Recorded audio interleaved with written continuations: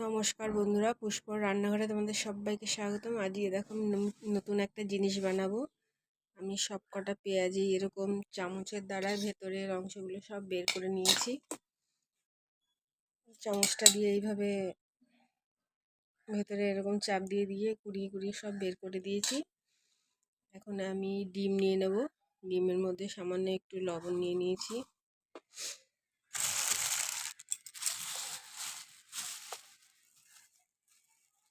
দেখো বন্ধুরা, আমি দুটো ডিম নিয়ে নিয়েছি। এবার ভালো করে আমি লবণ দিয়েছি তো ভালো করে ফাটিয়ে নেব।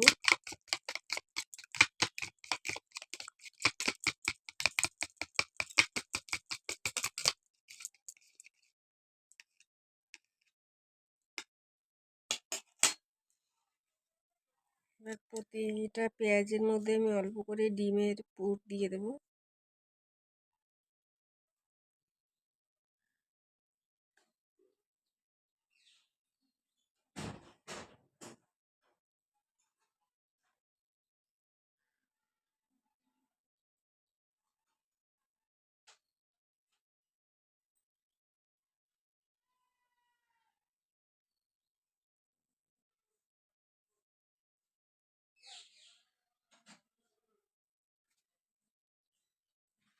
দেখো বন্ধুরা, আমি কড়াতে তেল দিয়ে দিয়েছি।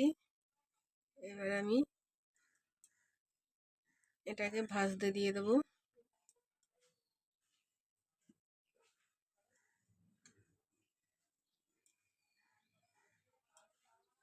অল্প আঁচে ভাজবো, বেশি আঁচ দিলে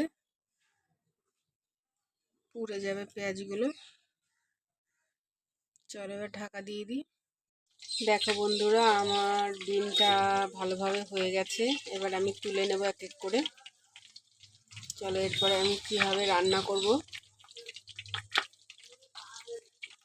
এক পেঁয়াজি, চলো তোমাদের কাছে শেয়ার করি। এবার আমি তুলে নিয়েছি আর আমার সব কটা ডিম ফুলে দেখো কি সুন্দর এরকম হয়ে গেছে। চলো এবার আমি মশলাটা কষিয়ে নিই। দেখো বন্ধুরা, আমি ফোড়নে দিলাম একটু জিরে, একটা তেজপাতা, একটা শুকনো লঙ্কা আর একটু গোটা গরম মশলা।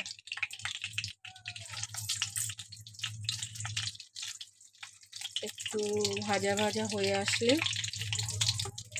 তখন আমি বেটে রেখেছি পেঁয়াজ, রসুন, আদা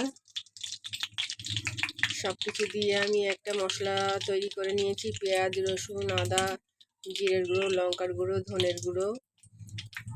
এবার এটা দিয়ে দেবো।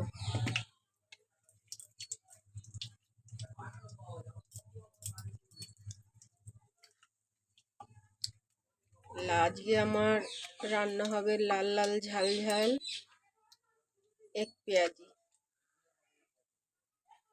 চলো আমার ফোড়নটা হয়ে এসছে, মশলাটা দিয়ে দেবো।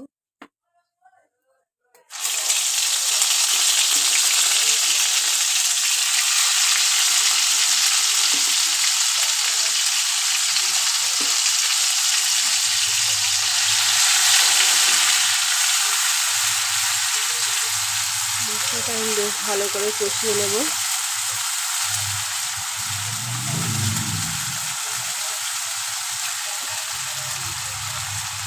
দিয়ে দেবো স্বাদ মতো লবণ।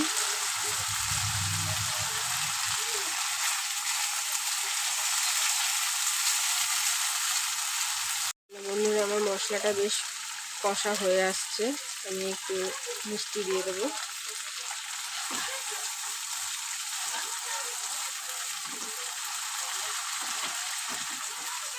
ভালো করে মশলাটা কষিয়ে নেব। যত ভালো করে মশলাটা কষাবো তত টেস্ট আসবে।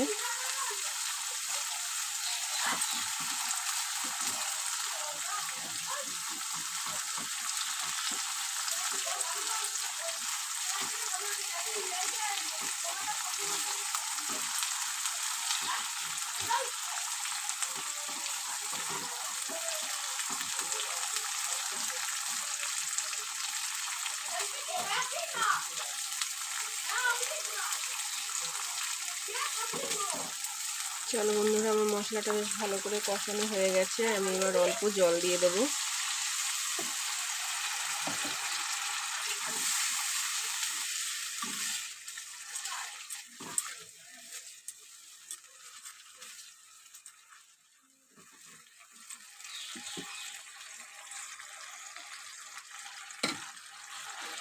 জলটা দিয়ে দিয়েছি, আর এক এক করে আমার পেঁয়াজগুলো দিয়ে দেবো।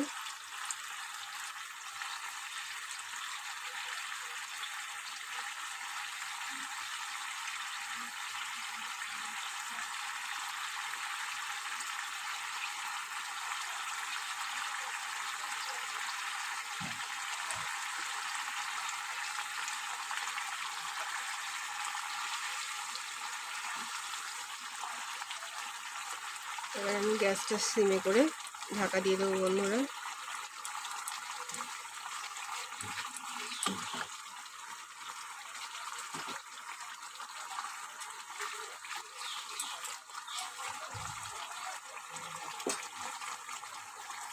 দেখো বন্ধুরা, আমার এক পেঁয়াজির রসা হয়ে গেছে। এবার আমি নামিয়ে নেব। তোমাদের যদি ভালো লাগে তাহলে তোমরা লাইক করো, কমেন্ট করো, শেয়ার করো, সাবস্ক্রাইব করো। আজকের মতো রাখি বন্ধু, টাটা।